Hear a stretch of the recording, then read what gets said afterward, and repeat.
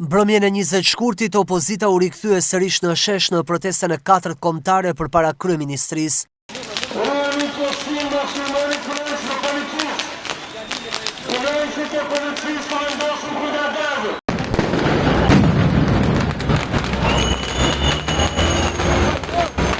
Kreu i Partisë Demokratike Sali Berisha në fjalën e tij kujtoi sakrificat e qytetarëve 35 vite më parë, kur rrëzuan bustin e diktatorit Enver Hoxha. Edi Rama është një kufon politike, është një kalmësir politike, i damkosur, i deskritur, i tmerrur, por prap se prap, një lloj si shtatorja e Enver Hoxhës do mbetet në zyrë, përsa kone nuk do të tërheqim prej saj, si që tërhoqe matë e ti shpirtëror 35 vite më parë. Në fjalën e tij, kryedemokrati u zotua për rikthim të zgjedhjeve të lira dhe për shtirimin e vendit nga ndikimi i krimit të organizuar sipas tij. Do të ndëshkoj 2 herë më shumë qeveritarë që largohen dhe kontrolloni. Kanë filluar ikin, miq, drejtora e të tjerë, braktisin Shqipërinë me shpresë se do mund të shpëtojnë.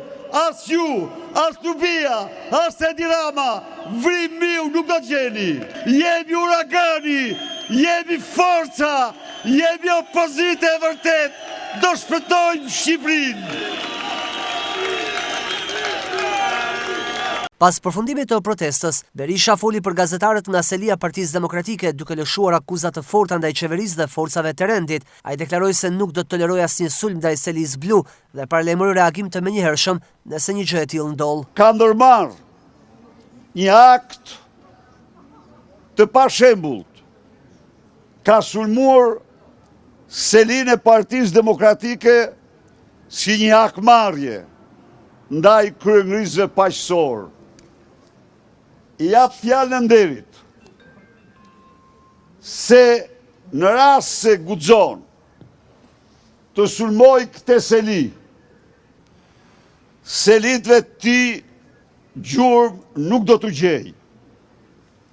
I them Edi Ramës, është mundimi madh për ne të përmbajmë qytetarët dhe sulmet e tyre ndaj selive të krimit. Pa ata janë të gatshëm në çdo moment për t'i bërë ato të paqena.